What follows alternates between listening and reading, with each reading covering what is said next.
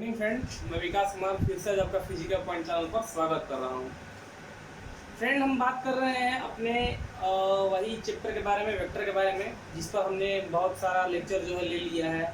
मतलब कि हमने 3 लेक्चर अभी तक वेक्टर का ले लिया है। तो उसमें हमने देखा उन सब मतलब लेक्चर्स में सारे वीडियो हमने ये देखा है इंट्रोडक्शंस कैसा होता है, ओरिजिनेट कहाँ से करते हैं, साथ साथ उसमें और सारे पॉइंट हमने उसमें जिक्र कर रखा है। साथ साथ अब हमने ये भी बताया है कि वेक्टर एडिशंस लॉ क्या होता है, यानी कि सदिश योग का नियम होता क्या है। साथ साथ हमने आपको ये भी बता दिया है कि यूनिट वेक्टर कैसे फाइंड आउट करते हैं, इकाई सदिश का वैल्यू कैसे निकाला जाता है, रिजल्टेंट कैसे निकाला जाता है, परिणाम कैसे निकालते हैं। तो ये सारे मतलब कि मुद्दों पर, सारे मतलब कि टर्म पर हमने टॉपिक पर बात कर लिया है। आज हमारे पास एक नया टॉपिक है। इस टॉपिक का नाम है resolution of A vector into 2 component. Vector का रिजोल्यूशन 2 कंपोनेंट में, यानी कि एक वेक्टर को हम 2 पार्ट में कैसे तोड़ेंगे, इन देखे तो होगा एक सदिश का 2 अंगों में विभाजन। तो आखिर वेक्टर को हम रिजोल्व क्यों करते हैं, तोड़ते क्यों हैं, ये भी हम जानेंगे। तो आइए हम बात करते हैं। जैसा कि ये आपके स्क्रीन पर ये दिखाई दे रहा होगा कि हमने यहाँ पर कुछ फिगर ड्रॉ किया है। इसमें क्या दिखाया है हमने कि यहाँ हमारे पास एक्स एक्सिस है और एक वाई एक्सिस है। एक्स एक्सिस को हम लोग बोलते हैं हॉरिजॉन्टल, हिंदी बोले तो क्षैतिज। वाई एक्सिस को बोलते हैं वर्टिकल, इसका हिंदी बोले तो ऊर्ध्वाधर। तो यहाँ पर हमने कुछ इंडिकेशंस आपके लिए लगा कर रखा है, क्या है। तो अब बात करते हैं कि एक्चुअली क्या होना चाहिए। हमने यहाँ पर ये देखा है कि हमारे पास वो ओरिजिन पॉइंट से एक वेक्टर ए जो है, वो ट्रैवल कर रहा है। एक वेक्टर ए जो है वो ट्रैवल कर रहा है ओरिजिन पॉइंट से। ये अब इस वेक्टर को जब हम देखें तो ना तो ये एक्स एक्सिस पर जा रहा है और ना ही ये वाई एक्सिस पर जा रहा है। समझिएगा, ना तो ये एक्स एक्सिस पर जा रहा है, ना ही ये वाई एक्सिस पर जा रहा है। तो वेक्टर का रिजोल्यूशन यानी वेक्टर का विभाजन कब होता है, तो सुनिए, जब कोई वेक्टर न तो अपने हॉरिजॉन्टल पर हो और ना ही अपने वर्टिकल पर हो। यानी कि अगर कोई सदिश ना ही अपने क्षैतिज में हो और ना ही अपने ऊर्ध्वाधर में हो, तब हम उसको तोड़ते हैं, तब हम उसका रिजोल्व करते हैं, तब हम उसको मतलब कि दोनों पार्ट में तोड़ते हैं। जैसे यूं कहें, मान लीजिए कि एक बच्चा जो होता है, जो अपना स्कूल लाइन में होता है, स्कूल लाइफ में होता है, तो क्या होता है कि या उस बच्चे का जो हम लोकस फाइंड करेंगे, उस बच्चे का मतलब कि अधिकतम समय पता करेंगे कि वो बच्चा कहाँ बिताता है, तो या तो घर पे रहेगा, नहीं तो स्कूल में होगा। अगर इसके अलावा वो कहीं और मिलता है तो कहीं ना कहीं उसको ठीक करने की ज़रूरत होती है। हम प्रैक्टिकल लाइफ की बात बोल रहे हैं। एक बच्चे का अधिकतम समय कहाँ गुजरता है, या तो स्कूल में या फिर घर में। अगर इसके अलावा वो कहीं और समय गुजार रहा है तो उसको ठीक करने की ज़रूरत है। मतलब कि यहाँ पर रिजॉल्व करने, यानी उस बच्चे को रिजॉल्व करने की ज़रूरत है। यानी यूँ कहें तो उसको या तो अधिक से अधिक स्कूल में होना चाहिए या फिर घर पे होना चाहिए, नहीं तो बिगड़ने का चांसेस ज़्यादा होता है बच्चे का। ठीक उसी तरह से हम यहाँ बात करते हैं। यहाँ भी एक वेक्टर ए जो है, अगर ये हॉरिजॉन्टल में है या वर्टिकल में है तो स्टेबल माना जाएगा, यानी कि उसको हम स्थिर मानेंगे। लेकिन अगर वो वेक्टर इन दोनों ही जगह पर ना हो तो क्या करेंगे, तो हमें ज़बरदस्ती उसको इन दोनों जगह पर लाना होगा। हमें उसको इन दोनों जगह पर लाना होगा। इसी कंडीशंस को कहा जाता है resolution of vector into 2 component. 2 component में वेक्टर का विभाजन, इसी को कहते हैं। जब ये क्षैतिज और ऊर्ध्वाधर यानी हॉरिजॉन्टल और वर्टिकल में नहीं है तो हम उसको इस लोकेशन पर लाएंगे, और इसी लोकेशन पर लाने की प्रक्रिया को कहा जाता है, मेथड को कहा जाता है रिजोल्यूशन ऑफ ए वेक्टर। ठीक है, अब सुनिएगा, जब यहाँ से एक वेक्टर को हॉरिजॉन्टल एक कंपोनेंट में लाते हैं जो थीटा बनाकर इन दोनों के मिड से निकल रहा है, यानी कि एंगल बनाते हुए इन दोनों के बीच बीच जा रहा है, तो कहने का मतलब क्या, तो उसका हॉरिजॉन्टल कंपोनेंट क्या होता है। तो हॉरिजॉन्टल कंपोनेंट उसका होता है, हम बोलेंगे वेक्टर ए cos थीटा। इसका हॉरिजॉन्टल कंपोनेंट होता है cos थीटा। यानी कि आधार वाले भाग को, जिस पर बेस बना होता है वेक्टर का बेस क्या है, इस ए वेक्टर का बेस क्या है, एक्स है। एक्स एक्सिस हॉरिजॉन्टल इसका ही ना होगा। तो हॉरिजॉन्टल कंपोनेंट का जो वैल्यू होगा क्या होगा, ए cos थीटा होगा। यानी कि जब ये थीटा बनाकर आगे बढ़ रहा है तो हॉरिजॉन्टल कंपोनेंट का वैल्यू होगा ए cos थीटा। उसी तरह से इस बंदे का वर्टिकल कंपोनेंट भी होता है। इसका वर्टिकल कंपोनेंट होगा वेक्टर ए साइन थीटा। तो यही दोनों कंपोनेंट का हम जिक्र कर रहे थे। यानी अगर बात करें तो ये जो वेक्टर ए है, ये वेक्टर ए है, इसका दो कंपोनेंट जो होगा स्टेबल कंपोनेंट, तो कहाँ कहाँ होगा, हॉरिजेंटल में, हॉरिजेंटल और वर्टिकल में होगा। यानी कि अगर हम कहें तो क्षैतिज या ऊर्ध्वाधर, ठीक है। तो क्षैतिज कंपोनेंट का वैल्यू होता है मतलब कि, यानी कि ए एक्स जो वैल्यू देगा क्या होगा, वेक्टर ए कॉस थीटा। ये एक्स क्यों लिखे भैया, यानी कि एक्स वाला, यानी हॉरिजॉन्टल वाला बात बोल रहे हैं। उसी तरह से इस वर्टिकल वाले का क्या होगा, ए वाई, तो इसका क्या नाम होगा, वेक्टर ए साइन थीटा। तो इसी को कहते हैं वेक्टर का रिजोल्यूशंस। ये कब अप्लाई होता है, जब कोई वेक्टर ना तो हॉरिजॉन्टल को फॉलो कर रहा है और ना ही वर्टिकल को फॉलो कर रहा है। यानी कि जब दोनों मेन कंपोनेंट को, अपना स्टेबल कंपोनेंट को जब फॉलो नहीं करता है, तब हम उसको तोड़कर इन दोनों कंपोनेंट में लाते हैं। इसी प्रक्रिया को कहते हैं रिजोल्यूशन ऑफ वेक्टर। यानी यूं कहें कि जब कोई सदिश क्षैतिज और ऊर्ध्वाधर में नहीं है तो उसको हम क्षैतिज और ऊर्ध्वाधर में लाने का कोशिश करते हैं। इसी प्रक्रिया को कहते हैं सदिश, एक सदिश का दो अंगों में विभाजन। क्लियर हुआ बात। देखिए इसको हम क्वेश्चंस पे कैसे अप्लाई करते हैं, इसको हम क्वेश्चंस पे कैसे अप्लाई करते हैं, तो सुनिएगा। मान लीजिए कि ये एक बकेट है, ये एक बकेट है 5 kg का, यहाँ पर पुल्ली है, ठीक है। इस पुल्ली के माध्यम से, इस पुल्ली के माध्यम से इसको क्या किया जा रहा है,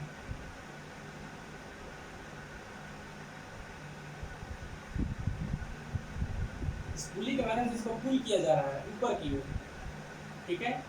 यहाँ से इसको पुल किया जाएगा, यहाँ से इसको क्या किया जाएगा, पुल किया जाएगा। तो कहने का मतलब ये है, यहाँ पर एंगल भी दिया हुआ है,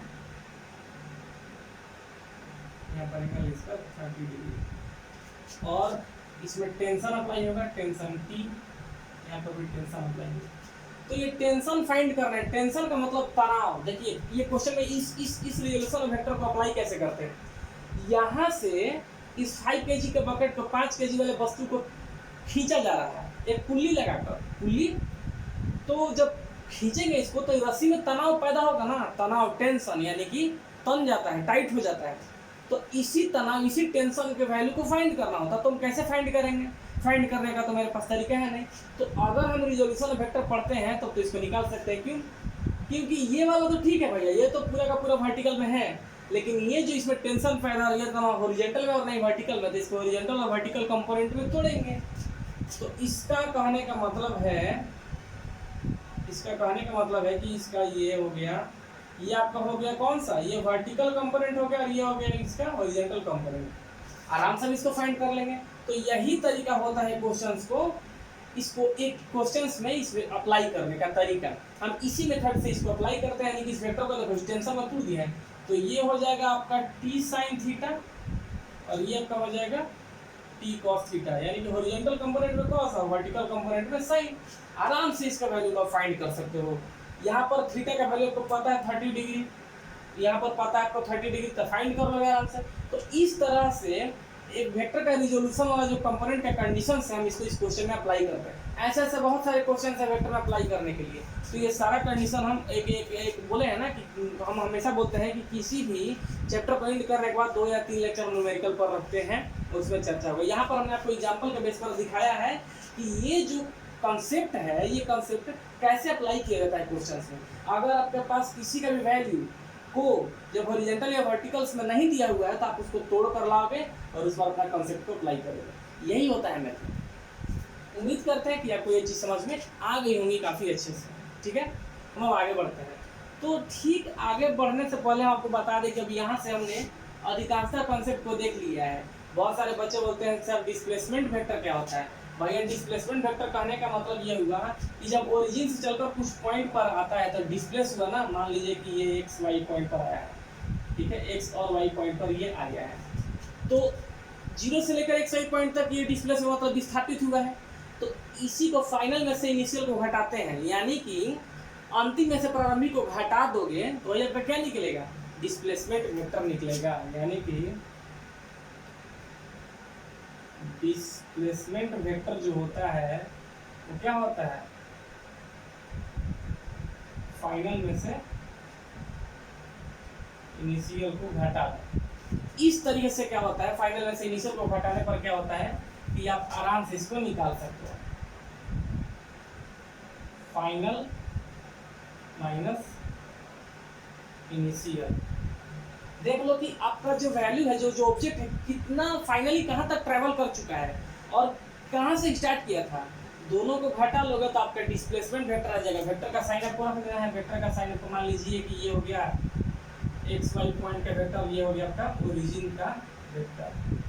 इस तरह से होता है। ओरिजिन में कुछ वैल्यू दिया रहेगा। मान लीजिए कि एक ऑब्जेक्ट जो है पॉइंट ए से पॉइंट बी तक ट्रैवल किया हुआ है। पॉइंट ए का वैल्यू मान लीजिए दिया हुआ है 2,3 और पॉइंट बी का वैल्यू दिया है आपका मान लेते हैं 6,8। ये तो बस फाइनल में से इनिशियल को घटा लो। इस तरह से तुरंत फाइंड कर लोगे कि डिस्प्लेसमेंट वेक्टर कितना हुआ है। अरे भैया डिस्प्लेसमेंट वही जो कहाँ से कहाँ तक चला है, खाली वेक्टर लग गया है, वेक्टर का साइन आपको लगा देना और कुछ नहीं करना है। ठीक है, अभी हम बात करते हैं प्रोडक्ट फॉर्म इसका। हमने अभी तक सब चीज़ को देख लिया है, हम बात करेंगे अब इसका प्रोडक्ट फॉर्म को। ये रिजोल्यूशन ऑफ कंपोनेंट आपको पीछे समझ में आ गया होगा। साथ साथ मैंने पिछला लेक्चर में बात भी किया था वेक्टर लॉ ऑफ एडिशंस, उसमें भी कुछ क्वेश्चंस होते हैं। तो सारे क्वेश्चंस के कलेक्शन को हम कलेक्ट करके एक उस पर वीडियो बना देंगे और आप उसे आसानी से देख लेंगे। और शुरू करते हैं। ये और सब ये बात करते हैं, मल्टीप्लिकेशंस बात करते हैं। ठीक है, वेक्टर मल्टीप्लिकेशंस का हम बात करेंगे। उसमें देखो क्या होता है, बस खाली आप अच्छे से समझते रहो, सारी बातें इजी हो जाएंगी। ज़्यादा बर्डन लेने का जरूरत नहीं है, सब इजी कॉन्सेप्ट आपको समझना है। अगर आपको दिक्कत हो रहा है कहीं पर भी, कमेंट बॉक्स में कमेंट कर दो। हमें यहाँ पर परेशानी है, ये चीज़ में दिक्कत लग रहा है, हम उसको सॉल्व जरूर कर देंगे। ठीक है, अगर आप कहीं फंसते हो या फिर किसी बुक वगैरह का क्वेश्चन है, दिक्कत हो रहा है, आप उसे मेरे व्हाट्सएप नंबर पर सेंड कर सकते हो। व्हाट्सएप के थ्रू कमेंट बॉक्स में कमेंट कर सकते हो। देखिए हम बात करते हैं अब मल्टीप्लिकेशन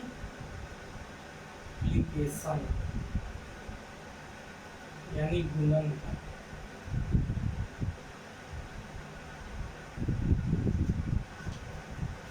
मल्टीप्लिकेशन जो कंडीशन है ये दो रूप में अप्लाई होता है।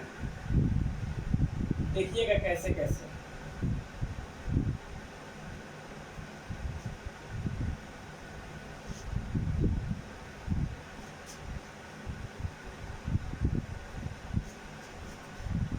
एक होता है वेक्टर मल्टीप्लिकेशन। ठीक है, वेक्टर मल्टीप्लिकेशन या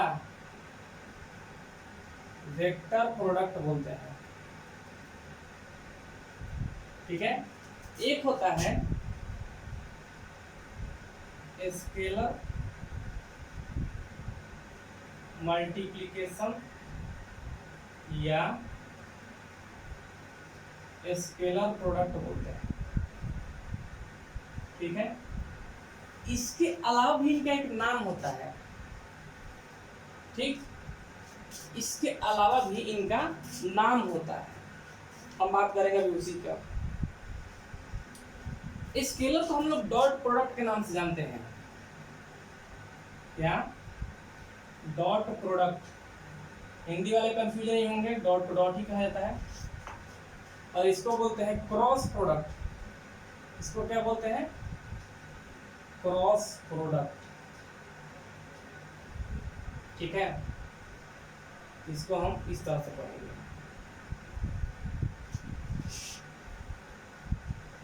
ध्यान दीजिएगा, मल्टीप्लिकेशन का दो फॉर्म होता है, एक वेक्टर मल्टीप्लिकेशन, एक स्केलर मल्टीप्लिकेशन। इसको बोलते हैं वेक्टर प्रोडक्ट, उसको बोलते हैं स्केलर प्रोडक्ट। एक यूनिक नाम होता है, इसको बोलते हैं क्रॉस प्रोडक्ट और उसको बोलते हैं डॉट प्रोडक्ट। ये होता क्या है, ये मतलब कैसे हम समझेंगे, डॉट क्या होता है, क्रॉस क्या होता है, स्केलर प्रोडक्ट आप अलग अलग कैसे करते हैं। तो सुनिएगा, जब किसी भी क्वांटिटी में मैग्नीट्यूड और डायरेक्शंस दोनों आता है तो उसको वेक्टर प्रोडक्ट बोलते हैं। और जब किसी क्वांटिटी में केवल मैग्नीट्यूड का बात होता है तो उसको बोलते हैं डॉट प्रोडक्ट। ठीक है, बात समझ गए हो। मैग्नीट्यूड डायरेक्शन दोनों आएंगे, इसमें केवल मैग्नीट्यूड आएगा मतलब वैल्यू, इसमें परिणाम और दिशा दोनों होगा, इसमें केवल परिणाम होगा। ठीक है, तो जैसा सुनिएगा, मान लीजिए कि हम दो वेक्टर लिए हैं, let vector A and vector B, इसमें भी वही होगा, let vector A and vector of B. भैया इसमें क्रॉस है, उसका डॉट भी नाम है। सुनिएगा, ये जो क्रॉस प्रोडक्ट होता है, if vector A is perpendicular to the vector of B, तो इसको बोलते हैं then it show cross product. क्या बोले, सुनिएगा, कह रहा है कि माना कि वेक्टर ए और वेक्टर बी है, यदि वेक्टर ए वेक्टर बी पर लंबवत है या vector B A vector A पर लंबवत है, तब ये क्रॉस प्रोडक्ट को सूचित करता है, तब ये क्रॉस प्रोडक्ट को सूचित करता है। ठीक उसी तरह से if vector A parallel to vector B, ये समानांतर का साइन है, then it show dot product.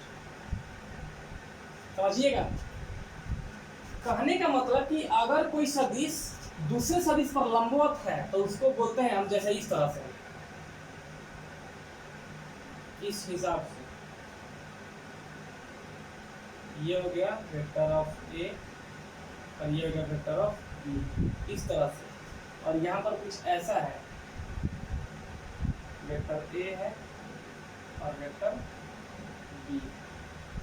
यहाँ पर थीटा कितना है भैया, 90 डिग्री है, और यहाँ पर थीटा कितना है, 0 डिग्री है। समझिएगा फिर से, ये वेक्टर डॉट क्रॉस प्रोडक्ट बोलते हैं और स्केलर को डॉट प्रोडक्ट बोलते हैं, क्योंकि इसमें मैग्नीट्यूड का केवल मल्टीप्लिकेशन होता है, इसमें मैग्नीट्यूड डायरेक्शन दोनों का।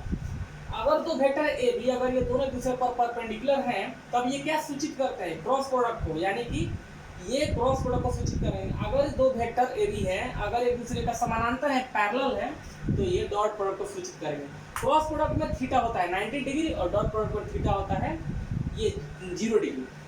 तो कहने का मतलब यहाँ पर ये है, समझिएगा, कहने का मतलब यहाँ पर ये है कि यहाँ पर क्रॉस प्रोडक्ट का जो कंडीशंस होगा, ये vector of A cross vector of B is equal to होता है ए बी साइन थीटा।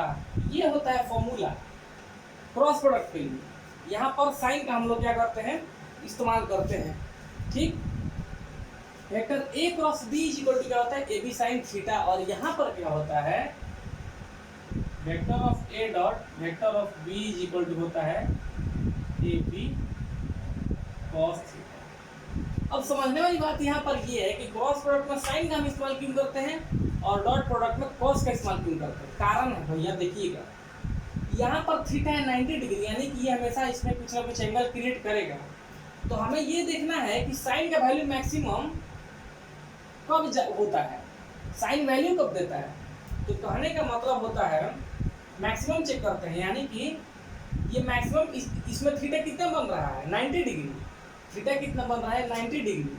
तो थीटा 90 बन रहा है यहाँ पर, चूंकि थीटा जो है 90 डिग्री बन रहा है, तो साइन अगर हम 90 रखते हैं तो कितना वैल्यू देगा, 1। साइन 91 कितना होता है, 1। और ये क्या होता है, मैक्सिमम होता है। ये क्या होता है, मैक्सिमम वैल्यू। ये क्या होता है, मैक्सिमम वैल्यू। तो हमें ये चेक करना है कि 90 डिग्री एंगल पर कौन सा ऐसा ट्रिग्नोमेट्री रेशियो है जो मैक्सिमम वैल्यू देता है, हमें ये जांचना है। अगर दो वेक्टर आपस में परपेंडिकुलर, हमको नहीं पता है कि यहाँ पर साइन लगाना है कि कॉस लगाना है, तो हम केवल ये देखना चाहेंगे कि इस वैल्यू पर 90 डिग्री पर त्रिकोणमिति का कौन सा वह अनुपात है जो अधिकतम मान देता है। तो भैया आंख मूंद कर पाओगे साइन, क्योंकि साइन जो होता है 90 डिग्री पर अपना सबसे अधिकतम मान देता है। क्या देता है, 1, मैक्सिमम वैल्यू देता है 1। उसी तरह से क्रॉस में आते हैं, यहाँ पर थीटा है 0 डिग्री। तो अब हमें ये दिमाग दौड़ाने की जरूरत है कि 0 डिग्री पर त्रिकोणमिति का कौन सा वह अनुपात है जो अधिकतम मान देता है, यानी कि 0 डिग्री पर ट्रिग्नोमेट्री में कौन सा ऐसा रेशियो है जो मैक्सिमम वैल्यू देगा। भैया सीधे आंख मूंद बोलो, आंख मूंद कर बोलोगे क्या देगा, cos 0 का वैल्यू कितना होता है, 1 होता है। तो इसीलिए भाई साहब हम यहाँ पर साइन लिखे और यहाँ पर cos लिखे हैं। इसीलिए क्रॉस प्रोडक्ट में, क्रॉस प्रोडक्ट मतलब होता है परपेंडिकुलर, क्रॉस क्या सूचित करता है, परपेंडिकुलर को। इसीलिए cross product, cross product indicates perpendicular form. इसीलिए dot product indicate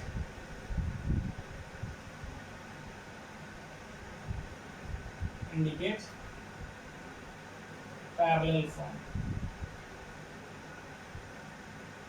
parallel form मतलब सुनिएगा, यहाँ पे एंगल्स का फर्क है, साइन लेते हैं क्रॉस में, डॉट में लेते हैं कॉस, साइन को लेते हैं क्रॉस में और डॉट प्रोडक्ट में लेते हैं कॉस। इसलिए क्योंकि क्रॉस का मतलब क्या होता है, सीधे आंख मूंद कर बोलेगा परपेंडिकुलर, लंबवत, लंबवत में 90 डिग्री होता है। तो हमें ये जांचने की जरूरत है कि 90 डिग्री पर कौन सा त्रिकोणमिति का अनुपात मैक्सिमम होता है, भैया साइन। तो इसीलिए यहाँ पर क्रॉस में हम साइन के बारे में पढ़ा करते हैं, क्रॉस में क्या पढ़ते हैं, साइन के बारे में पढ़ते हैं। और ठीक इसका दूसरा पार्ट जो डॉट होता है, ये हमेशा इंडिकेट करता है पैरेलल को, जहाँ थीटा होता है 0 डिग्री। तो हमें ये जांचने की आवश्यकता है कि कौन सा ऐसा अनुपात है जो 0 डिग्री पर मैक्सिमम वैल्यू देता है। तो भैया 0 डिग्री पर मैक्सिमम वैल्यू केवल कॉस देता है, इसीलिए इसमें कॉस होता है, इसमें होता है साइन। आई बात समझ में? उम्मीद कर रहे हैं कि आप लोग काफी मजे ले रहे होंगे, ठीक है। तो इसी तरह से और भी कुछ कंडीशंस होता है, हम आगे देख रहे हैं क्या होता है, समझिएगा क्या होता है।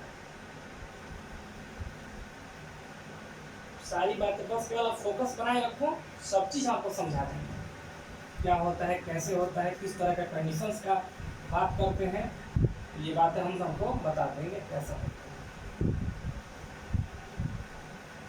ठीक है। इसमें ज़्यादा पैनिक वाला कोई बात नहीं है, काफ़ी इंटरेस्टिंग टॉपिक है भाई, मज़ा आता है इसको पढ़ने में और साथ साथ टीचर को पढ़ाने में भी मज़ा आता है, क्योंकि इतना ये जो होता है ना कंटेंट, ये इतना इसका बेहतरीन है कि इसका मैथमेटिक्स में भी मतलब कि यूज कर सकते हो, फिजिक्स में भी यूज कर सकते हो, किसी भी कॉन्सेप्ट को यूज कर सकते हो। अब इसको हम क्रॉस प्रोडक्ट के नाम से जानेंगे।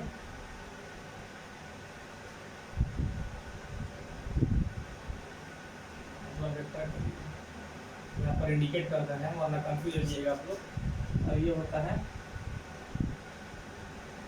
डॉट प्रोडक्ट, मतलब स्केलर। यहाँ पे आप बात समझोगे,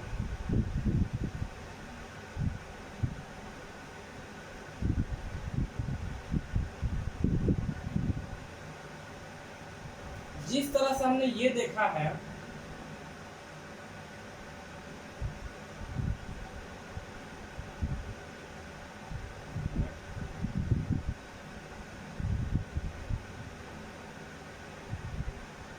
ये हो गया आई, ये हो गया जी और ये हो गया टी। सेम कंडीशन से यहाँ पे बात कर लेते हैं।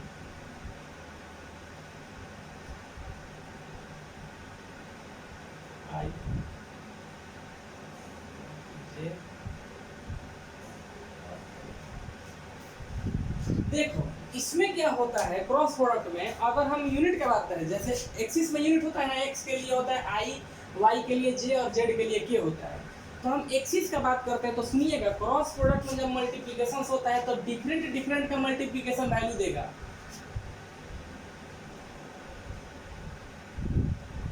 Different cross different gives value. यहाँ पे क्या होता है, सेम डॉट सेम, तब देगा value. If same dot different then 0, यहाँ पे लिख देते हैं different cross same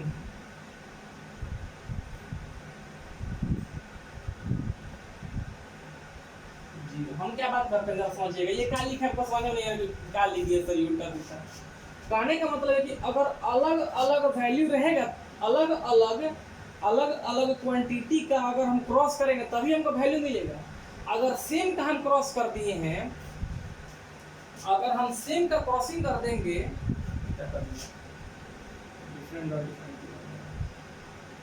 different dot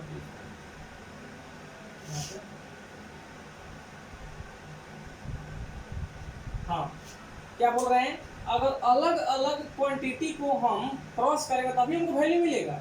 same का हम क्रॉसिंग करेंगे तो जीरो हो जाएगा। जैसे सुनिएगा जरा, अगर आई का क्रॉस जे से करेंगे तभी जाकर हमको के मिलेगा। यदि इफ आई का क्रॉसिंग अगर आई के साथ कर दिए तो हो जाएगा जीरो। ये क्यों हो रहा है जरा समझिएगा। भाई आपको परपेंडिकुलर होने के लिए दो अलग अलग चीज का जरूरत पड़ेगा। परपेंडिकुलर करने के लिए दो अलग अलग क्वांटिटी का जरूरत पड़ता है, यानी कि लंबवत साबित करने के लिए दो अलग अलग राशि का जरूरत पड़ेगा ना। एक जैसा राशि आपस में लंबवत कैसे हो सकता है, कभी नहीं होगा।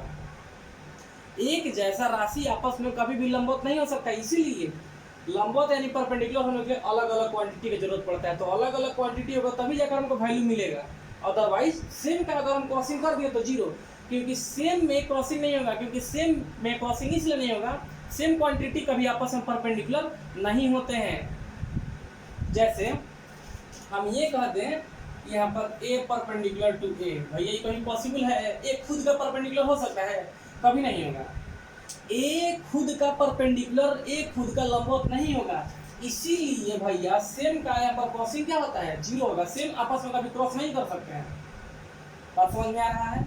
तो इसलिए हम ऐसा लिखे हैं कि डिफरेंट का क्रॉसिंग ही वैल्यू देगा, सेम का क्रॉसिंग जीरो हो जाता है। इसलिए यहाँ पर दिखाए हैं। इसी हिसाब से हम बात करते हैं, अगर जे का क्रॉसिंग हम के से करते हैं तो क्या मिलेगा, आई मिलेगा। अगर हम के का क्रॉसिंग आई से करते हैं तो हमको क्या मिलेगा, जे मिलेगा। ये चक्र चलता रहेगा। ये क्या रहेगा, चक्र चलता रहेगा। अगर उल्टा करोगे तो माइनस करने लगेगा। आई बात समझ में? यानी माइनस करने का मतलब, अगर हम ये बात करते हैं कि जे क्रॉस आई तो क्या हो जाएगा, माइनस यहाँ पर के हो जाएगा। क्योंकि उल्टा का चल दिया आप, उल्टा आई जे के होता है, जे के आई नहीं होता है। क्या होता है, आई जे के आई नहीं होता है। इसलिए उल्टा चलने पर माइनस हो जाता है। ध्यान रखिएगा, डिफरेंट का डॉटिंग ही हमको वैल्यू दे रहा है। देखो डिफरेंट का डॉटिंग ही हमको वैल्यू दे रहा है। डिफरेंट का डॉटिंग वैल्यू दे रहा है। सेम का डॉटिंग क्या हो जा रहा है, जीरो हो रहा है। क्योंकि सेम क्वांटिटी आपस में परपेंडिकुलर यानी एक समान के जो ये होते हैं राशि होते हैं आपस में लंबवत नहीं हो सकते हैं, परपेंडिकुलर नहीं हो सकते हैं।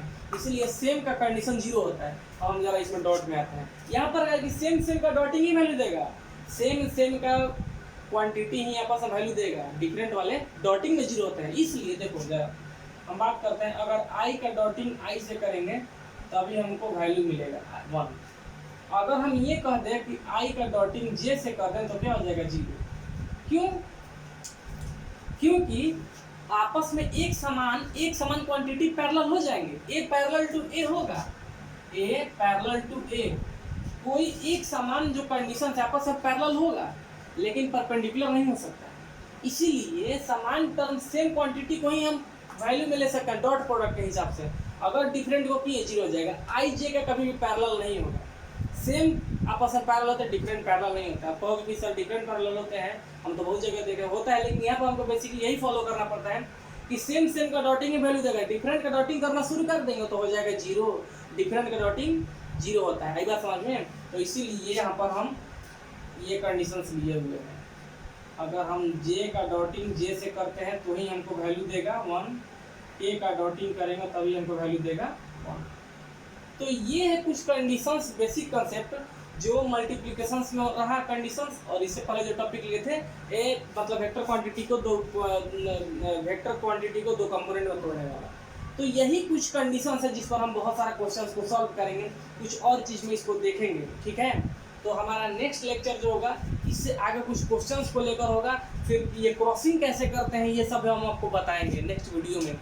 अभी हमारे पास समय कम होने के कारण थोड़ा सा क्या होता है, अलविदा करते हैं। ठीक है, तो आप इसको काफ़ी अच्छे ढंग से पढ़िएगा, काफ़ी बारीक ढंग से इसको पढ़िएगा। और अगर आपको दिक्कत हो रहा है तो आप कमेंट सेक्शन में कमेंट भी कर सकते हो। उम्मीद करते हैं कि आपको ये चीज़ समझ में आ रही होंगी, मज़े ले रहे होंगे। So thank you and have a nice day.